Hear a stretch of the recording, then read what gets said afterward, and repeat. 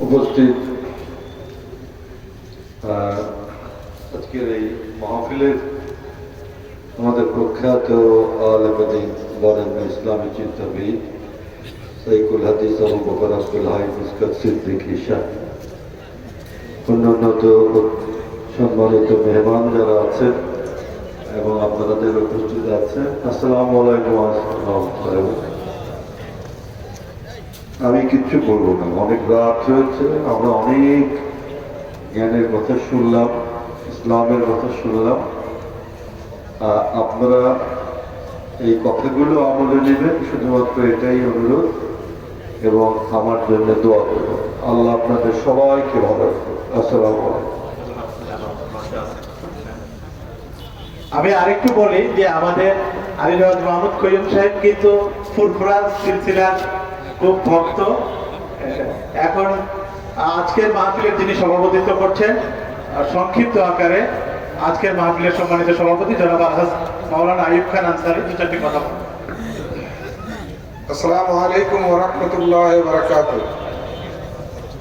আজকের এই মাহফিলের প্রধান মেহমান আমাদের রাহাবাত কৃষ্ণ হুজুর বসে আছেন। আমার দু চারটি কথা বলা বেয়াদবি হচ্ছে, তারপরে দু চারটি কথা না বললে হয় না। যেহেতু এই মাহফিলের জন্য আমাদেরকে সার্বিক সহযোগিতা করেছেন জেলা প্রশাসক মহোদয়, এই স্বাগত এবং শুভেচ্ছা জানাই। তারপরে পুলিশ সুপার মহোদয়কে সার্বিক সহযোগিতার জন্য, তারপরে ওসি মহোদয়কে আমরা সার্বিক সহযোগিতার জন্য ধন্যবাদ জানাই। তারপরে এই মাহফিল আর্থিক সহযোগিতার জন্য যারা যারা সহযোগিতা করেছেন তাদেরকেও মাহফিলের পক্ষ থেকে এবং ইন্তেজামিয়া কমিটির পক্ষ থেকে এবং আমার ব্যক্তিগত পক্ষ থেকে আমি সবাইকে ধন্যবাদ জানাই।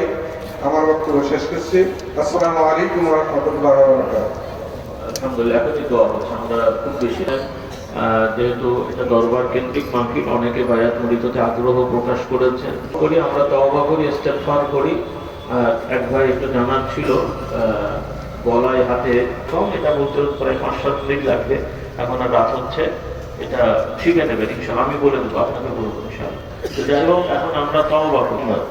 আনতা রাব্বি লা ইলাহা ইল্লা আনতা خلقتني وأنا عبدك وأنا على عهدك ووعدك ما استطعت أعوذ بك من شر ما صنعت أبوء لك بنعمتك علي وأبوء بذنبي فاغفر لي فإنه لا يغفر الذنوب إلا أنت।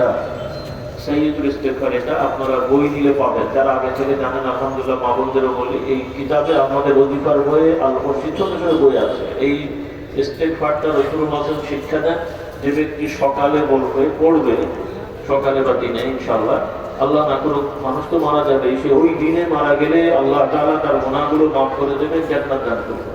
যে সন্ধ্যা বা রাতে পড়বে, সে যদি ওই সন্ধ্যা বা রাতে মারা যায়, আল্লাহ তাআলা তারও গুনাহটা মাফ করে দেবেন, জান্নাত দান করবে। এটা আমরা এখন আমল করব। আর একটা হলো, সামাজিকভাবে আমরা বিশৃঙ্খলা করবো না। মানে বাংলাদেশের কিছু ব্যাপার না, অন্তত আমরা দলাদলি, মানে যার যেটা ভালো লাগে একটা দল সংগঠন করেন, অন্তত আমরা মারামারি, হানাহানি, গালাগালিতে যাব না। কি রাজি আছি ইনশাআল্লাহ? অন্তত এতটুকু আমরা স্যাক্রিফাইস করি। যার যার দল শেষে করেন, যার যার ভালো জিনিস আপনি আপনার মতন বলেন, কিন্তু আরেকজনকে হামলা দেওয়া, মিথ্যা বলে, এটা কোনো বিবেক মানের কথা হয়?